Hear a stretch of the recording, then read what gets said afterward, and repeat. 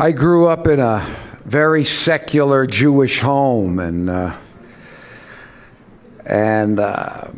never really did the holidays, or I often joke, I say the way we did the holidays was they tried to kill us, they failed, let's eat. You know, that was the extent of it. And I was raised in a very secular environment and educated in a very secular environment. And I was raised very much in, a postmodernist kind of milieu. You have your truth, and that's your truth. You have your truth, and that's your truth.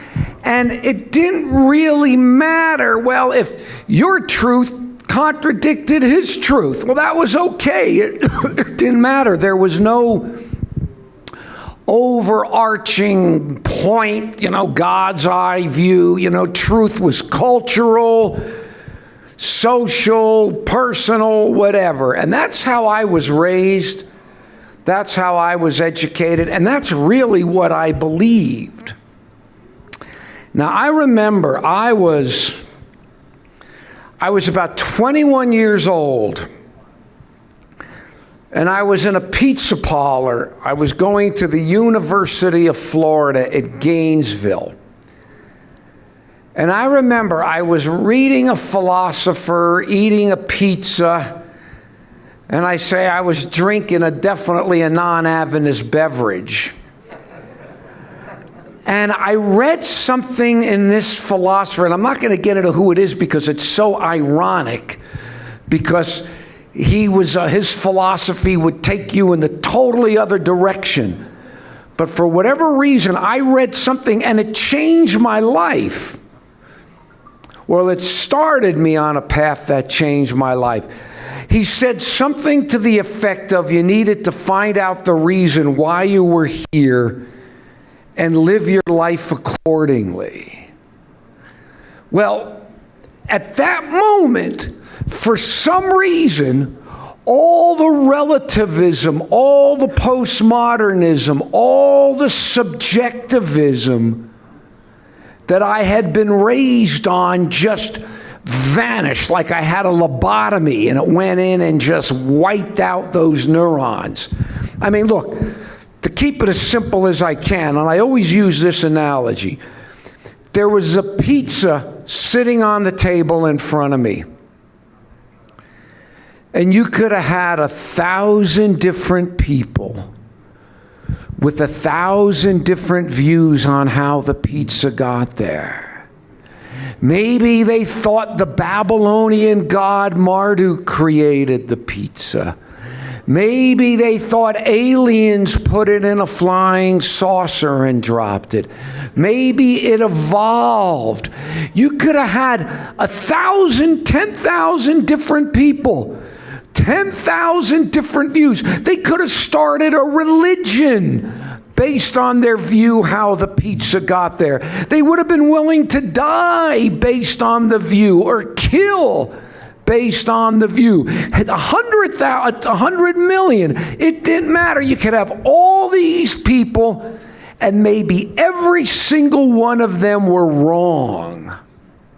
Didn't matter. What mattered was the pizza was there. And somewhere out there, something had to explain the origin and the purpose of the pizza, where it came from, what it was there for, if there was a reason. Now, it was totally irrelevant whether anybody ever knew what it was. At 21 years old, it hit me. And I mean, anybody would have looked and they just would have seen this guy sitting there. But I mean, my whole worldview was just shattered. Because it hit me. Hey, look, there's a world, there's a universe, there's something here, there's a reality here.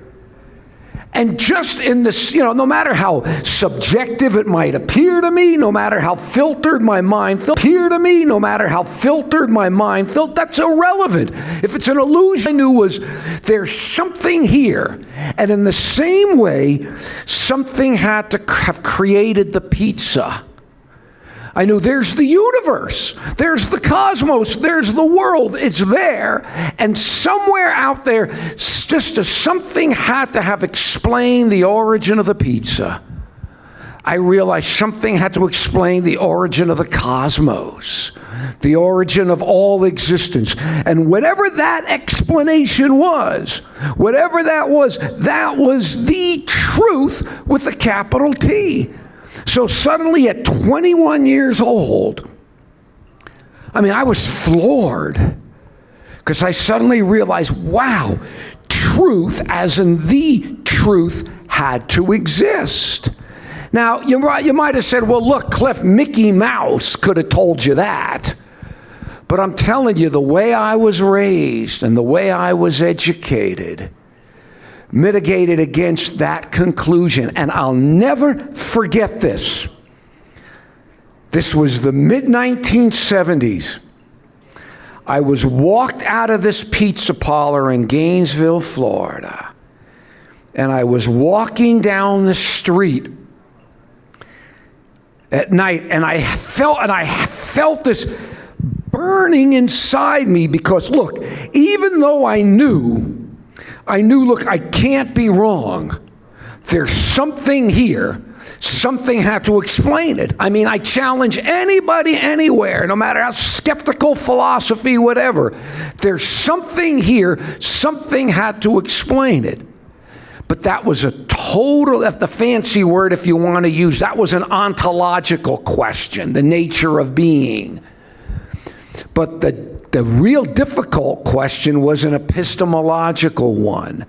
The question was that I knew it existed was a totally separate issue, completely separate issue from whether I or you or anyone could know it. I knew truth absolutely had to exist. It's just a given. Something's here, something had to explain it. But that was a total separate issue from whether I or anyone could know it. But I remember walking down the street, and I felt it once I realized that truth. I don't want to use the word sacred because that's too religious of a term. And I wasn't thinking sacred. Once I realized truth had to exist, I felt this moral duty. I felt like truth had to exist. And I remember thinking to myself, if, because I realized that's a big if it were, and I felt it so strong, I remember literally, I felt a pain in my chest. That's how strong I felt. And I remember thinking, if it were humanly possible for me to know what this truth was, I remember thinking to myself, I don't care where it led me, what it cost me, what I had to suffer, what I had to give up. I thought, if it were possible for me to know what this was, I wanted to know it no matter what. And all I know is of all the different paths I could have gone on. I went through my Marxist phase for a while, and through the gurus, and all the different, and the philosophy, and of all the different paths I could have gone on. All I know is I ended up becoming a Seventh-day Adventist. Amen. Now, it's amazing for a lot of reasons. Well, I'll tell you one of them. Sometimes I'm a little reticent. I grew up, I only knew one Seventh-day Adventist my whole life. And I used to buy drugs from him. He was the only Adventist I knew, and he was my dope dealer. Now, that actually has a good ending. It has a happy ending, and he's had lunch with me at the GC before. So that has a happy ending, but that was my only contact with Adventists. Now, the The other thing in my life, for me to become an Adventist was remarkable because there were two kinds of people in my life I used to hate. And I mean this. I used to hate Christians, and I used to hate vegetarians. I was so carnivorous. I was so into eating meat that I remember I was in Russia one time, and I was sitting on a tour with this Jewish girl, and she was a vegetarian, and I was mocking her so much she started crying, and I said, "Oh, I'm sorry, don't take it too personal, whatever." But anyway, my animosity, though, towards vegetarians was nothing about my animosity towards Christians, because I really grew up hating Christianity. I mean, I wasn't raised a religious Jew, but I was raised very much, they hammered in me, the time I was young, the persecution, all through history. I mean, if you ever read what the church, the quote, Christians did to the Jews over the century, culminating in the Holocaust in Christian lands by people who went to Sunday school. And of course, the Adventists aren't all sweetness and light in the Holocaust either, but that's another story I don't want to get into. But I mean, all this in Christian countries, I never heard of one Christian ever getting disfellowshipped. Church, for the murder of the Jews. And I remember reading these stories on Christmas Eve. These SS officers would be drinking schnapps and singing Silent Night, Stille Nacht, Heilige Nacht, Silent Night, Holy Night, and the tears streaming down their cheeks as they're thinking about the birth of Jesus. Were they thinking about the birth of Jesus? Were they just stuffed a trainload of gas them and burn them? Okay, and I was bitter against Christianity because of it.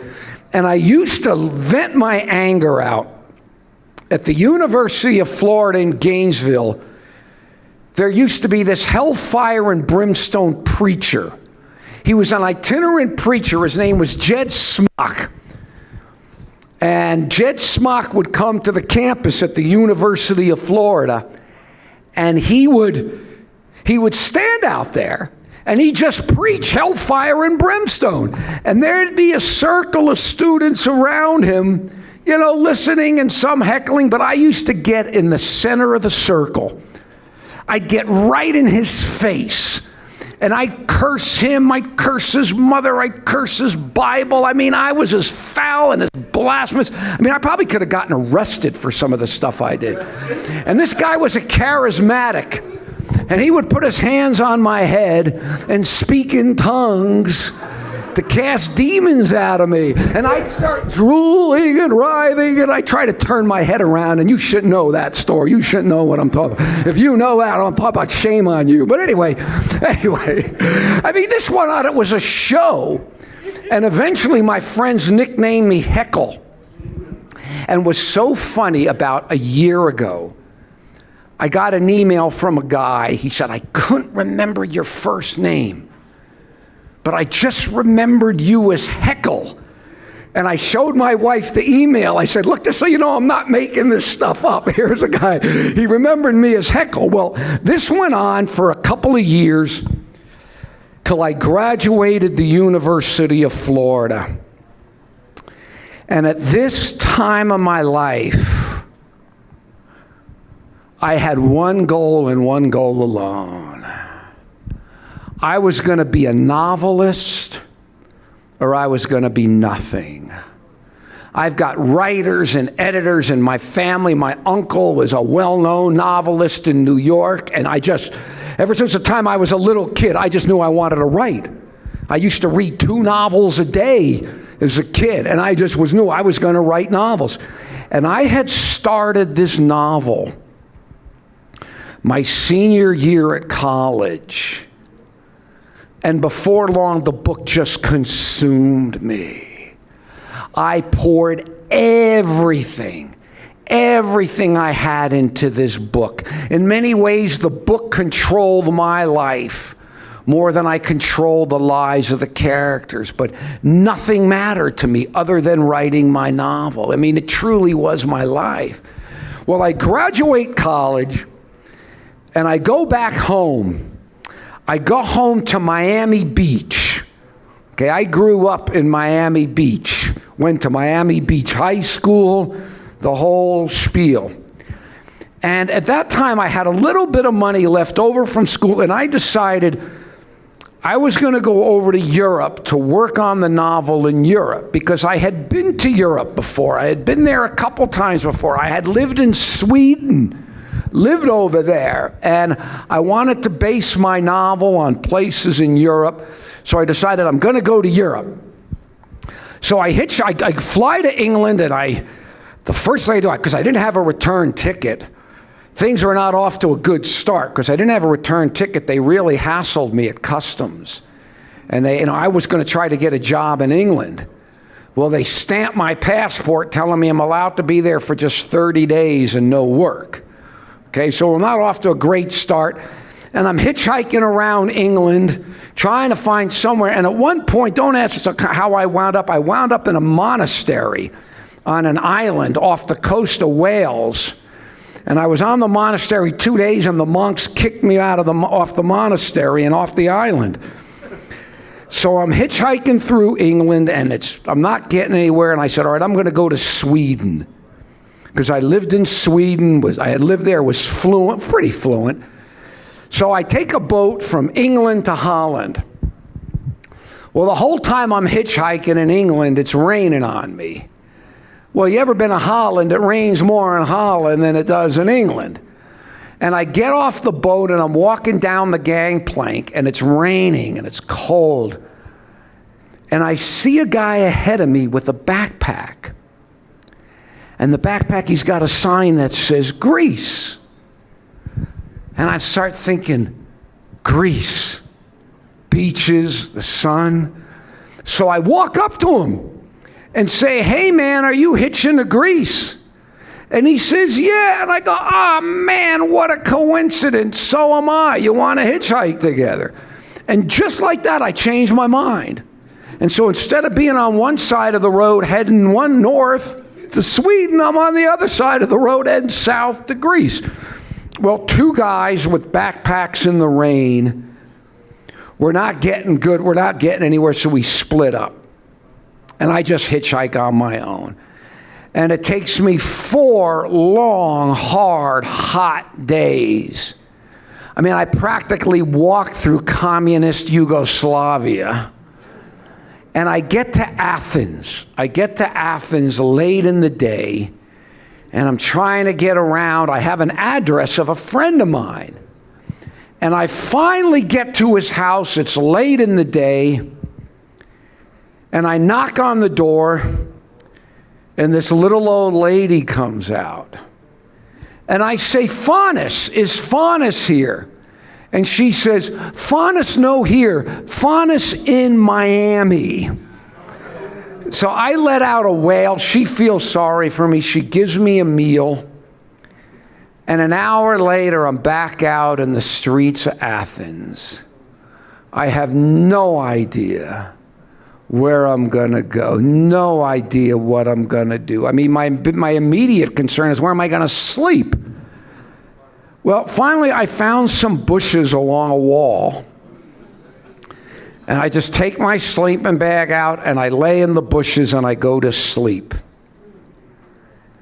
And that night, I have a dream. Now, you have to understand something about me then. I was totally a secular, rationalistic, materialistic human being in terms of, I believed all reality ultimately, everything ultimately could be explained through particle physics. I mean, one level it might be chemistry, biology, but if you're going to really get down, you're going to get down to quarks and gluons and so on. So I didn't believe in anything supernatural. Dreams depended on, did your mother breastfeed you long enough as a baby, what you ate for dinner the day before, a whole bunch of stuff. But anyway, that night I had a dream. And I was dreaming I was sleeping in the bushes. And then I dreamt I woke up and flew to Israel to live on a kibbutz in Israel and work on my novel on the kibbutz in Israel.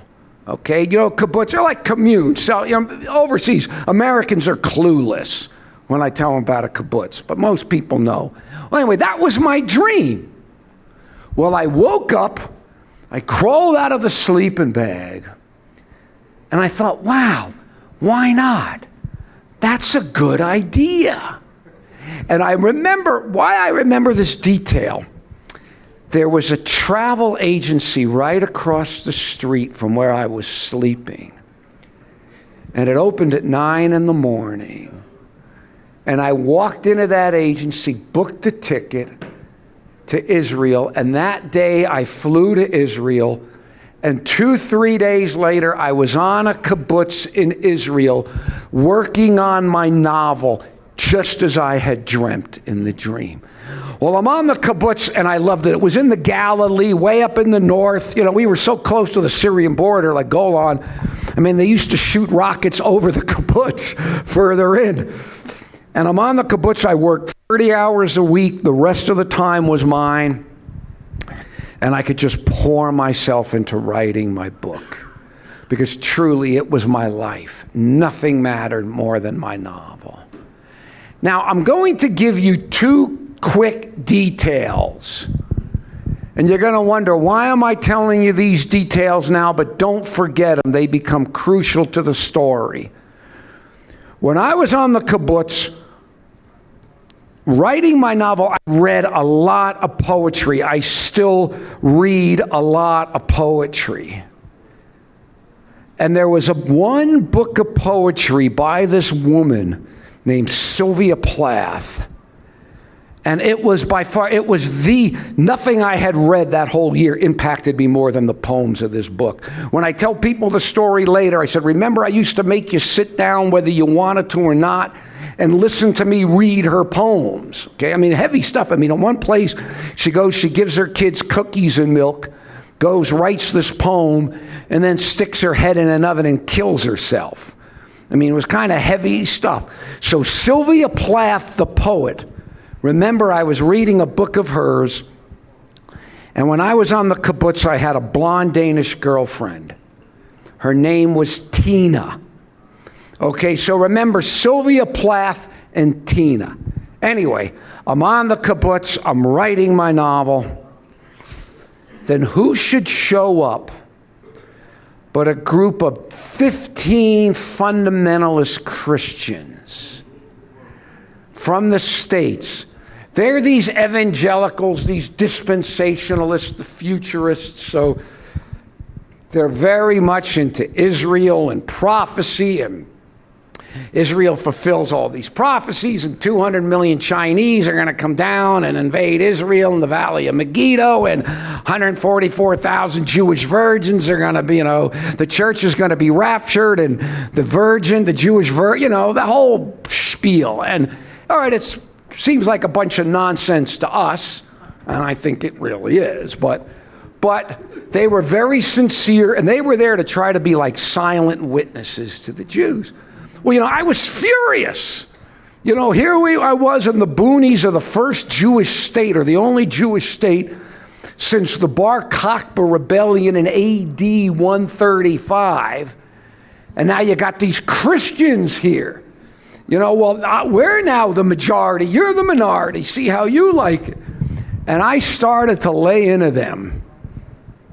And I had jokes and all the rest. And I made such a problem, it got very embarrassing after a while, because they were good workers, and they were there and I didn't get along with some of the Israelis on the kibbutz anyway.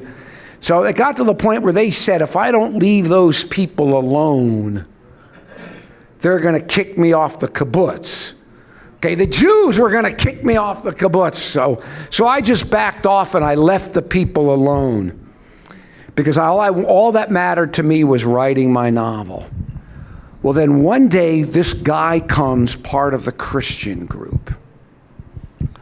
Now, if there's one thing, all right, I didn't like these Gentiles believed in Jesus. It was a bunch of nonsense to me, and I didn't like them, but all right, you know, you could deal with them. But if there's anything that was the lowest of the low, if there was anything that the Jews just hate, it's a Jew who believes in Jesus. And this guy was a Jew who believed in Jesus, and he's part of the group. Well, I didn't care. He was fair game. So I start really jumping on him. You traitor. The Hebrew word is meshumad. From the Hebrew, anybody know Hebrew? Shamad, to destroy. Meshumad is the verb form. Meshumad, and the whole spiel. And yet the thing about this guy was, he was really very intelligent. And I couldn't understand that. I mean, I grew up basically believing the Bible was nothing but the rantings and ravings of a bunch of flea-bitten camel herders. They got tired of lugging these big stone idols around the Judean desert, so they made up some notion of some God they couldn't see, said he was one, gave him the strange name Yahweh. Yahweh.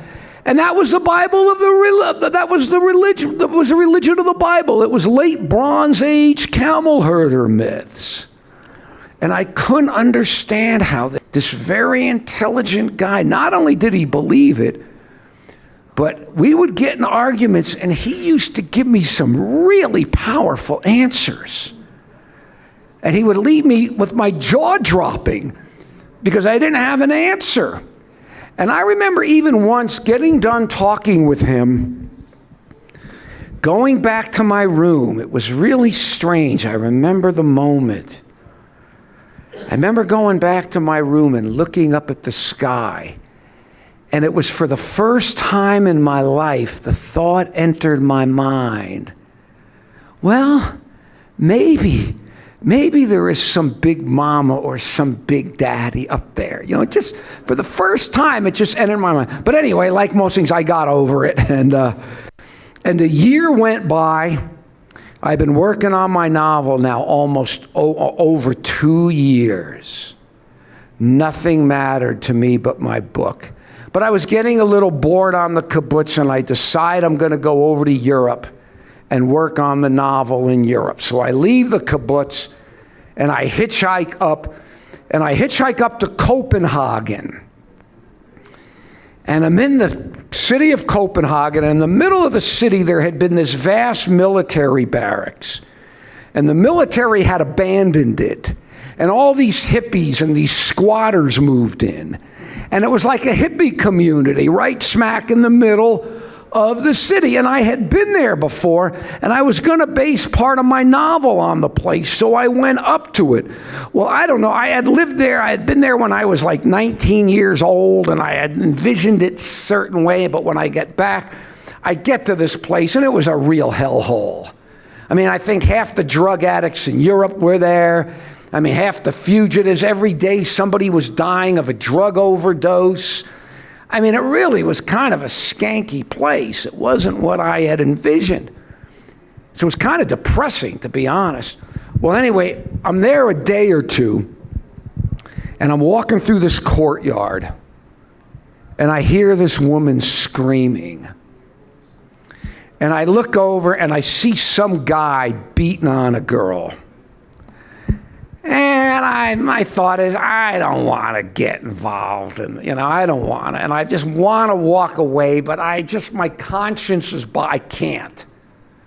So I walk up, and as soon as I walk up, the guy stops beating on her, and she gets up and runs away. And I thought, I did my good deed for the day, so I start to walk away. Well, this guy, some strung out little junkie, I'm sure he's a heroin addict. I start walking away, and the next thing I know, this guy turns around and just punches me, just smashes me right in the mouth. Well, I'm not all that big, and I'm not all that strong, but when I was in college, I used to box. I was a boxer. I boxed on a bag for years. I went into a boxing ring one time. I never did it again. I went back to the bag because the bag never hit me back.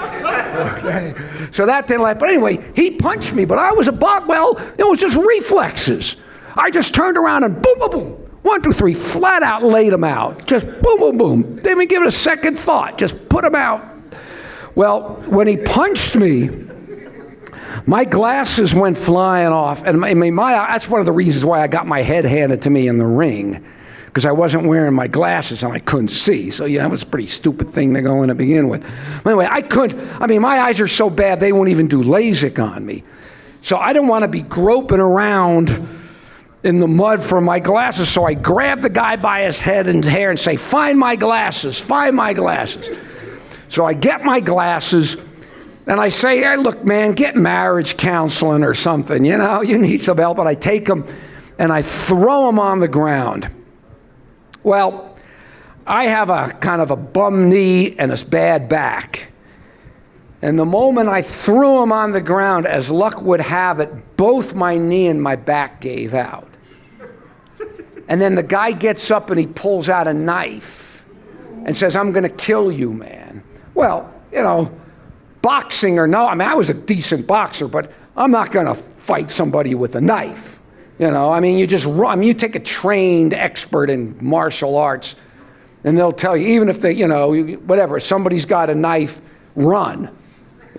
So I'm running, and it's like out of Keystone Cops. I'm yelling, help, police, help, and he's swinging the knife saying he's going to kill me. Well, amazingly enough, the police show up. They take us down to the police station, and an hour later, the cop says, well, we got to let him go because according to Danish law, the knife isn't long enough to make an arrest. Okay? It was long enough to put in my spine, but whatever it was, the bottom line is I'm out on the street back in Christiania. This guy's out on the street. My knee's hurting, my back's hurting, my mouth is all swollen from where he punched me in the mouth.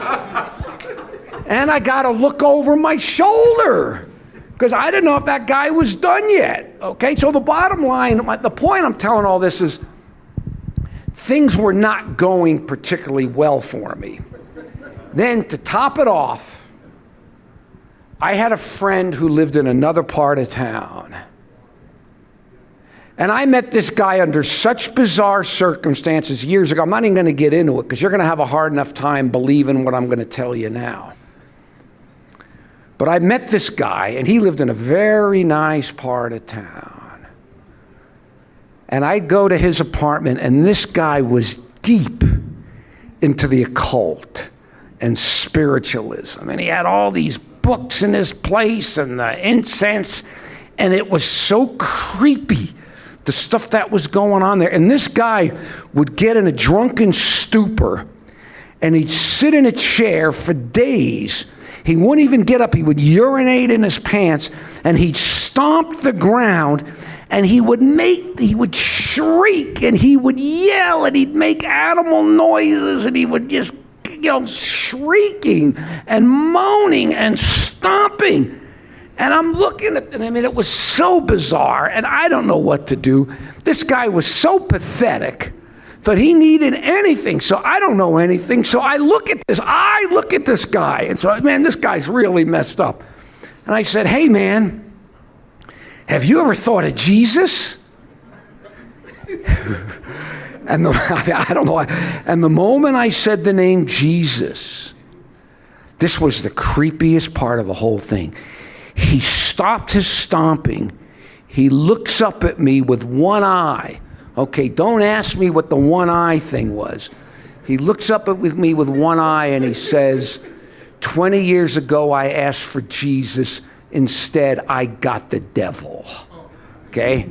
Now, folks, back then, Jesus, the devil, Santa Claus, the good tooth fairy, none of that stuff meant anything to me, but that so freaked me out.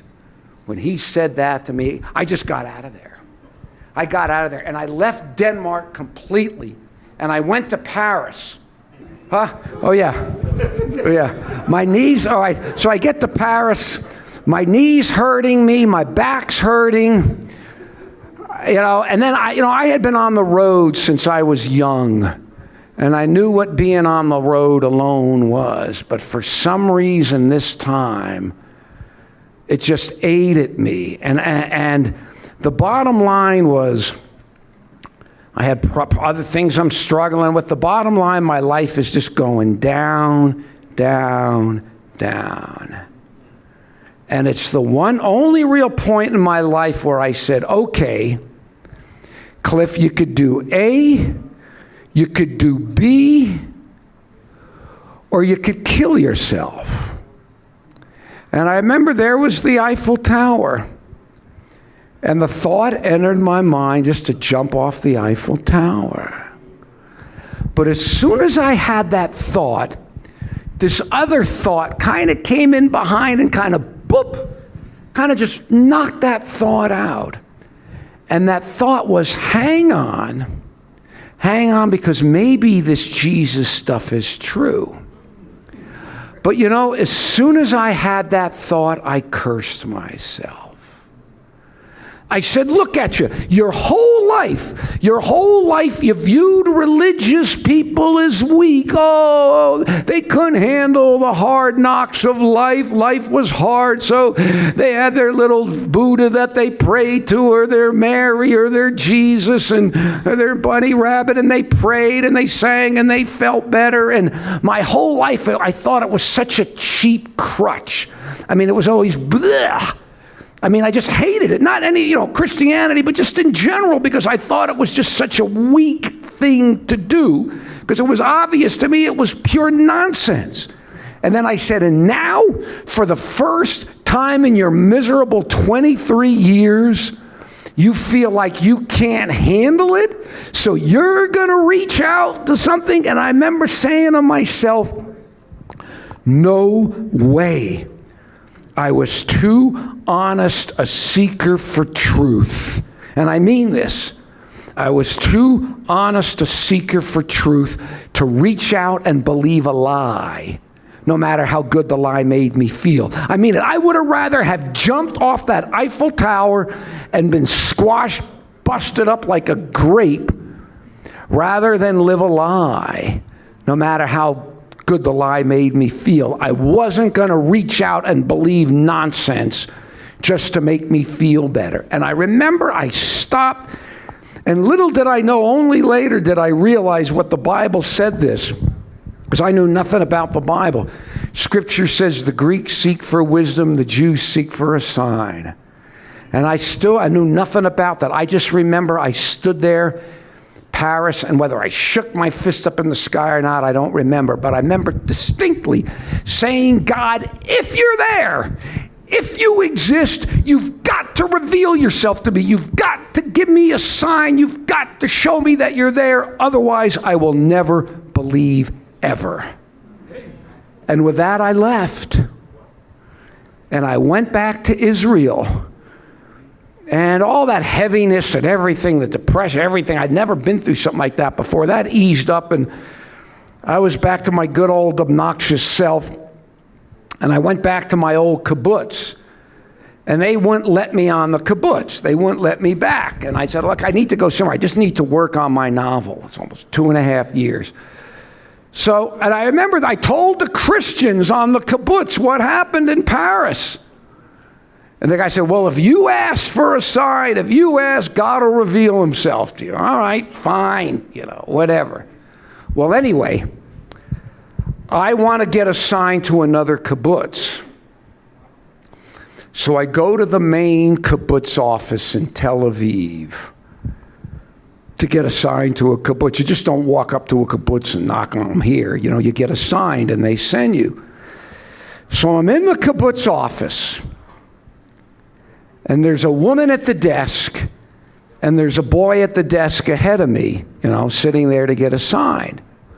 So I wait my turn, and I just happen to look over on the desk, and I see a sheet of paper, and it has my name, Clifford Goldstein. So I said to the woman, I interrupted, I said, excuse me, how did you know I was coming?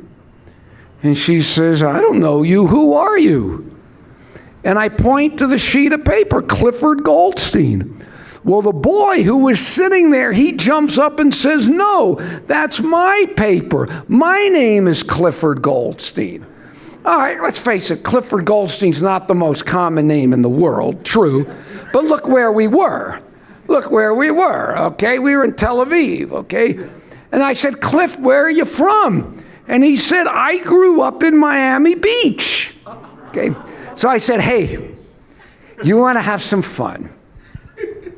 You go to my old kibbutz, and you tell him your name is Clifford Goldstein, and you're from Miami Beach, and see what happens, okay? So he goes to the kibbutz, and I get assigned to another kibbutz, and I'm not getting my act together, and I decide I'm going to go home. I'm going to go back to America. So I go back to the kibbutz for a visit. And of all the different rooms on the kibbutz, Clifford Goldstein was in the same room that I had been in when I had left months before. Same room. And there were 2 beds in the room. And he was sleeping in the same bed that I had been sleeping in. So we're sitting there. I remember I'm sitting at the foot of the bed.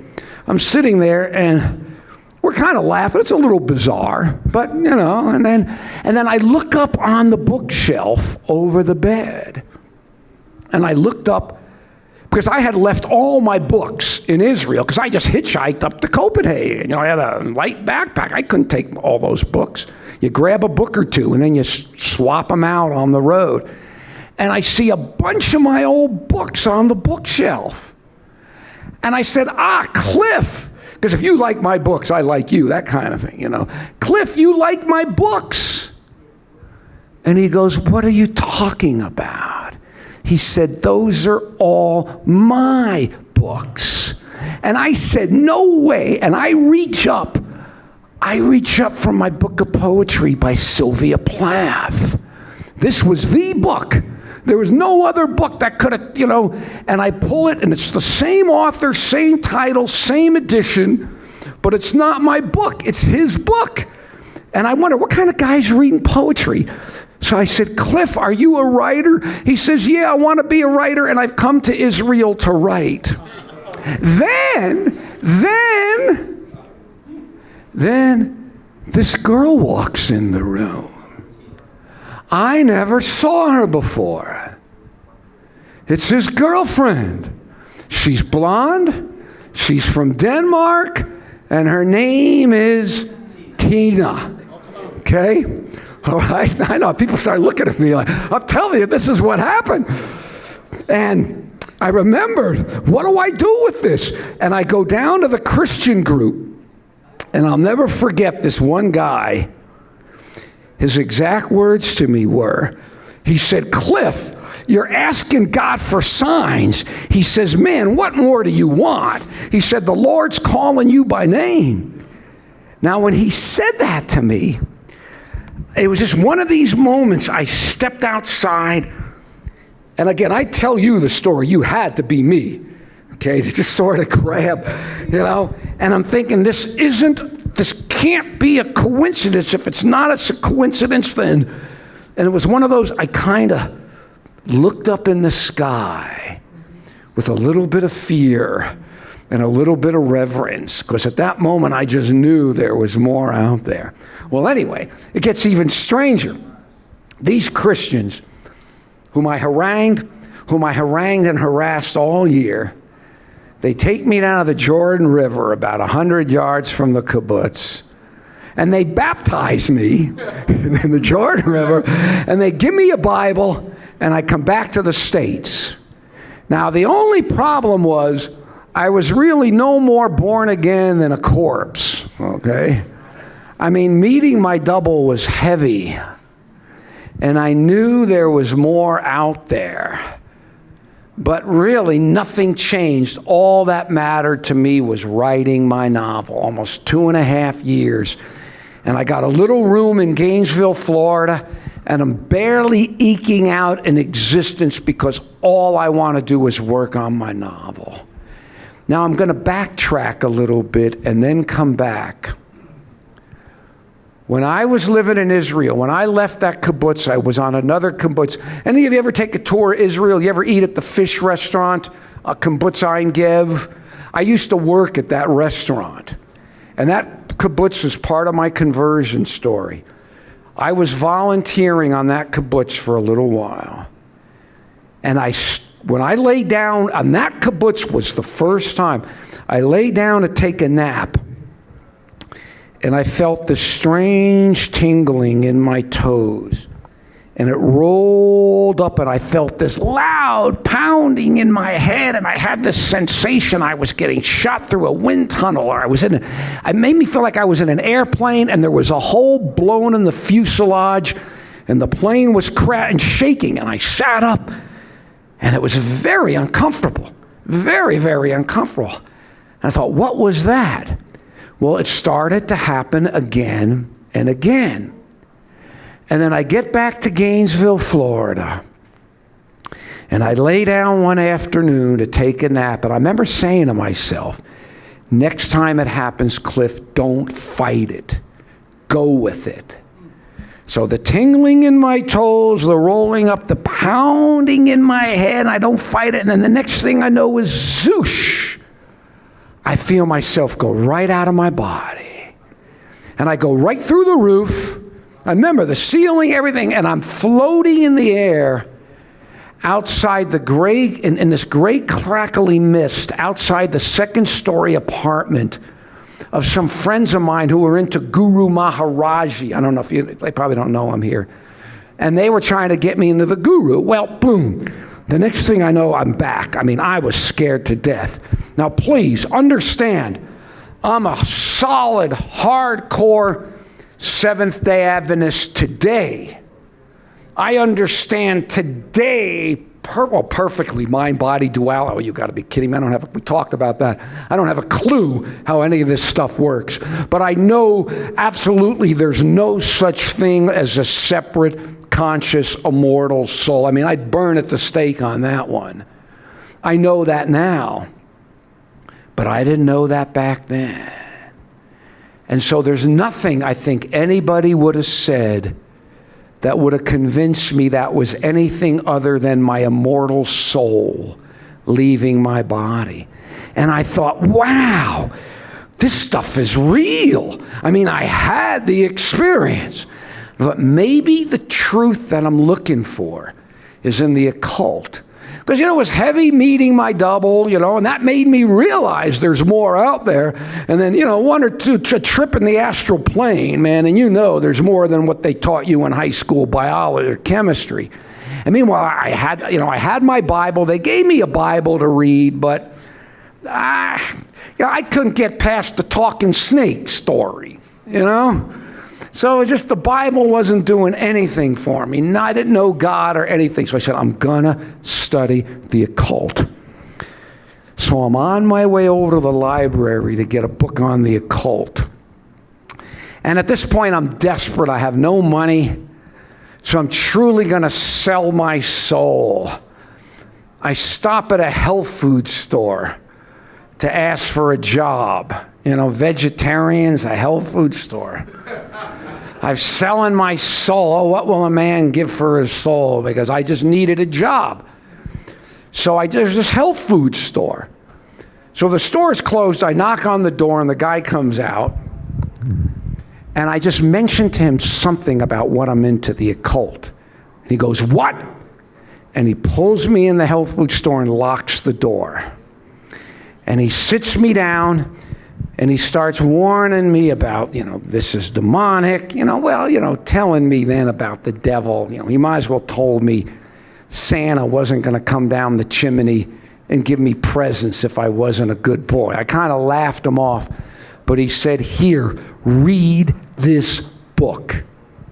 And he hands me a book. I never saw it before. So I'm on my way over to the library to study the occult.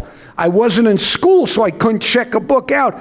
So I go to the library, and I get a book on the occult, first time. And I'll never forget this. I sat in the same room with these high ceilings that I used to sit there, and when I was writing and student there and just writing and writing and writing, and I'm sitting right in the same place, and I got this occult book. I've been telling this story for 39 years, and to this day I never talk about what I did. But I read the first chapter and practiced the first technique right there, thinking of getting into the occult. Well, I got to put the book back on the shelf. So to make a long story short, I'm walking through the library, and literally in one hand, for the first time in my life, I got a book on the occult.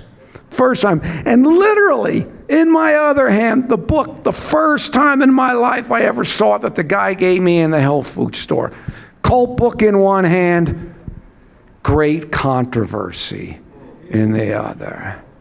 And I'm telling you folks, I was clueless, utterly clueless as to what was going on. I started to read the first couple chapters of Great Controversy. I didn't get that far because Jews don't like Martin Luther. You know, we're not fans of Luther, and she was very pro-Luther, but I think I would have read the book. But anyway, I'm clueless. 2 nights later, I'm walking back to my room in Gainesville, Florida. It's the fall of 1979. It'll be 40 years this fall. I can't believe it. The book was going better than it had ever gone. I put 2.5 years of my life in the book. I can't tell you what this book meant to me. I was 23 years old, 2.5 years. I mean, it was, my life was, I poured into it. If you ask me, did I believe in God? Did I believe in Jesus? Well, I've been baptized, for crying out loud, so I really wasn't hostile to Jesus anymore. And those Christians really did love me. They really had a good witness, no matter how obnoxious I was to them and how mean, they never stopped loving me. And that was a very powerful witness. Between the occult experience and meeting my double, I knew there was more out there. But at that point, nothing mattered than my book. I walked back to my room. I have this little manual typewriter. Just, those of you, some of you are old enough to remember those.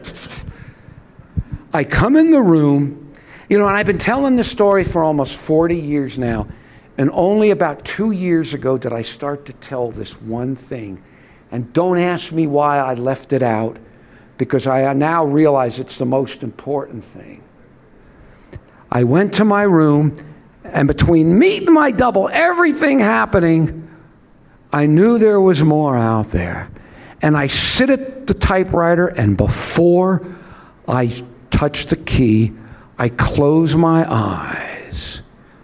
And I didn't know who I prayed to or what I was even praying. I just closed my eyes in a prayer.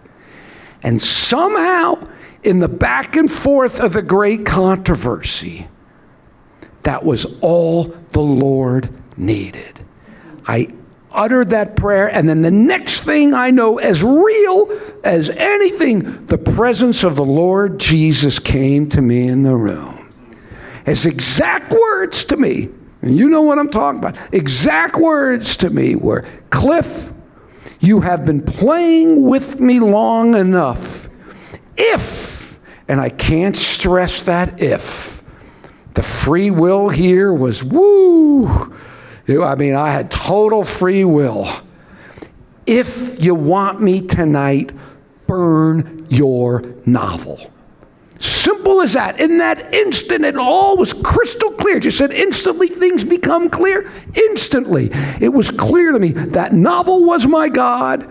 You shall have no other gods before me. And I didn't know that text, okay? But it just was as clear to me. If you want me tonight, burn the novel. And I said, God, please, I'll write it all to your glory. If you want me tonight, burn the novel. Oh, please, Lord, let me just finish it, and I'll give my life to you. If you want me, burn the novel. God, please, let me just, put it away, and we'll deal with this another time. If you want me, burn the novel. And two things and here's the other thing too, and I forgot to mention this. After I had that occult experience, I just started to weave it into the novel. I didn't know where it would go, if I would go anywhere with it, but here's the point, and the significance of this just blows me away. I started writing about my occult experience, okay? So there were two things that in that room, I knew it was my free choice. And the second thing, how I knew it then, it was only the Holy Spirit. I knew that if I didn't do it tonight, I'd never have another opportunity again. Because again, I was started writing about the occult. Well, anyway, the bottom line was I just jump up, I burst into tears. There's no way, Lord, I'm going to burn this book. I just can't. And I run out of the room. And I'm walking through the streets of Gainesville, Florida. And these are the same streets that I walked through when I left that pizza parlor a couple years earlier, saying I wanted to know truth no matter what it cost me, whatever. And suddenly now I'm confronted with what it cost me. I just couldn't do it. I mean, you have no idea the book. I mean, after I tell the story, it took me years. Only took me a couple years after everything happened that I could talk about the book without pain. But finally, at one point, I stopped underneath this street lamp. And while I remember the detail, the bugs were flying around the lamp, casting shadows on the ground. And I said, okay, God, I want you and I want truth more than I want this novel. If you want it burned for me, if you want it burned, you're going to have to burn it for me. And the moment, though, I made that surrender, the moment I made that choice, God might not force, but I did sort of feel this grip around my neck. But the moment I made that choice, it was amazing. Everything just lifted off me. All the anguish, everything. And I knew what was going to happen. I knew what I was going to do. I mean, I knew nothing. If you would have said to me I was a sinner, I would have looked at you like, what are you talking about? You're crazy. I'm not a sinner. I mean, I knew nothing about the Bible. I told you the only Adventist I knew. So I knew nothing. And I go back to my room, having no idea. All I know is I met Jesus that night, and this is what I had to do. He said, this is what you got to do. And I had this manuscript 2.5 years. 2.5 years of my life, 23. And I had this little 2-burner hot plate. And I set the manuscript on the hot plate, turned the knob, and burned the novel. And that was the night I became a born-again believer in Jesus. Now let me wrap this up. When I burned that novel that night, let me explain those occult experiences. Somehow that influence of that guy in Copenhagen. See, the devil's religious. Satan doesn't care if you're spiritual. He saw I wanted something spiritual. He's going to give me something spiritual. You read these stories. We've all read near-death experiences. I had the exact phenomena. When I read books about the near-death, I freak out because that's the sensation of going through a tunnel in a gray mist. They meet their dead relatives. You know what's going on with that. I'm convinced Satan got an inroad in me. He wanted to give me something spiritual. I'm convinced they were just demonic hallucinations. I never really left my body, and so on. But he overplayed his hand on me. Because to tell somebody like me about the devil, but see, I know. But that night, when I gave my heart to Jesus, those occult experiences never came back.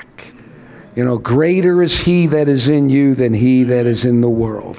And anyway, about a month later, a couple weeks or whatever, I'm standing in front of the health food store, getting ready to cross the street, and a car drives by. And I'm thinking, all right, do I want to run past it? Do I want to wait? I'll wait.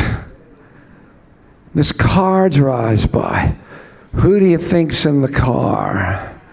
Clifford Goldstein from, the last I saw him was on the kibbutz in Israel.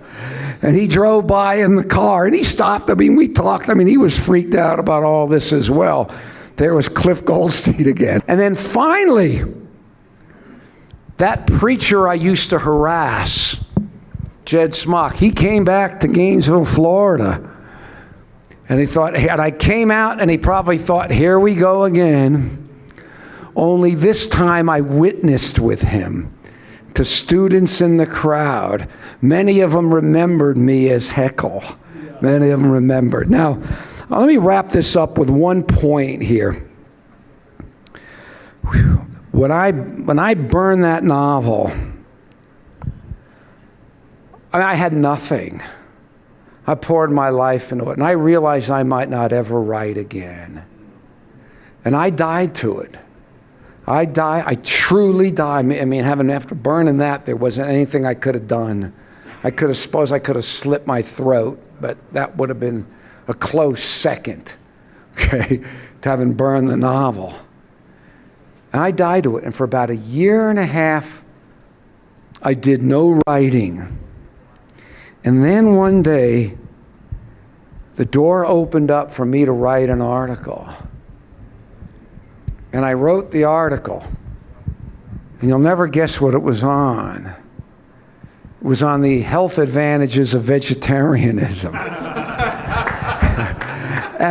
But the point was, I started writing, and I hadn't stopped writing since then. And I think that is the message. I look back now at novels and books, and I just, to have lost my soul over that. To have lost my soul over that. But anyway, that's how they were Adventists in the health food store, and I studied with them, and voila, here I am. Do we have time for questions? Do they want that, or as we run out? I don't, whatever you want to do. If you have any questions for a few minutes or something, or is it too late? What time? 8:35. You tell me. Any questions, or anybody have a... What was the novel about?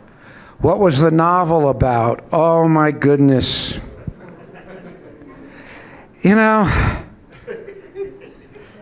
It's still, it's funny. I still think very fondly. Yeah, thanks. Thanks, Ramon. Yeah, thanks. Yeah. Well, it was a story of, here's what I wanted to do. I was in my early 20s. I had nothing of importance to say. What was I going to say that anybody wanted to listen to? All I wanted to do was I wanted to write a story, because all I wanted to do was create something beautiful with words. Okay, that's all. It was the story of a 17-year-old boy traveling through Europe with a 7-year-old girl. Okay, that was the gist of the story, but it'd probably end up being about alienated family life and so on, but I didn't care. I didn't care about any of that. I guess I had to care because I had to make it work, but all I wanted to do was create a beautiful piece of art with words and images. But it was funny too how I got the title. I was on the kibbutz, and I was somewhat inebriated, and there was an Arab gardener, and I asked the Arab gardener, "Where did you work?" And his English wasn't very good, but he said, "I worked in the garden of animals." And then I realized, whoa, that's the zoo. The zoo, the garden of animals. And I love that image, and that was going to be the title of my book, The Garden of Animals. Okay, go ahead. You had a question, ma'am? Oh, no, you're a translator. Okay. So you had the mic. Okay, go ahead. All right, go ahead. Okay, so that one night you sleep in the bushes. Yeah. And then the next day you go and get a plane ticket. Yeah. How did you have money to get a plane ticket? That was about the... Why didn't you get a hotel room instead of sleeping in the bushes? Well, I just wanted to save my money. Hotels were expensive, but I knew if I go to Israel, it wasn't that expensive just to hop from Athens over. So, but I pretty much ran out of money after that. That was, so. Okay. Okay, anyway, so, okay. Okay, I'll close with prayer. And I'm going to pray for you, this group. I'm going to pray the prayer that I pray when I speak to any group, particularly young people. Because I try to tell them the moral of the story is, burn in that book. And basically I want to just pray. I don't care who you are, what your big shot job is in the church. We could all have some kind of idol that we're clinging to. And, it doesn't matter. I mean, that was a very dramatic bells and whistles. I know it doesn't have to be all that way. But a lot of times I pray if there's, well, let's just pray. Let's stand. Let's stand. Okay.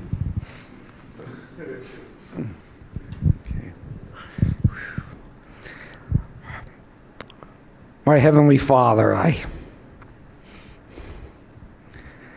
it's always so good for me to recount this story because this was a long time ago for me, Lord, almost 40 years ago. And it's so easy to forget. And I think of your words to the children of Israel in Deuteronomy. Keep your soul diligently, lest you forget the things which your eyes have seen. But teach them to your children and your children's children. And Lord, I realize by teaching, by repeating, we don't forget. And by telling this story as I haven't forgotten the way you miraculously worked in my life, Lord. And for you to have brought me here, Lord, And Lord, I just pray for everybody here. I don't know anybody's heart, Lord. You know their hearts. And Lord, that you are the same God that was with me. You're here now. And you're close to everyone here who allows you to be close. And Lord, I pray if there's anyone here who's got something they're clinging to, something the book wasn't evil itself. My relationship to the book was. And Lord, I pray if there's someone here, any age, any group, and they're clinging to something, Lord. There's something in their lives as to them, even in a smaller way than what this book was to me. Lord, I pray that you will bring conviction. But Lord, I know that night the sacred gift of free will. Lord, it was so sacred rather than deny it. You went to the cross. You knew you would go to the cross giving us free will because we would violate it. And yet it was so sacred you would willing to go to Calvary rather than deny that to us. And so, Lord, I pray that you will bring conviction to anyone here. If there's anything that they're clinging to, Lord, that they will make the choice to make you first in their life. In Jesus' name, amen. Amen.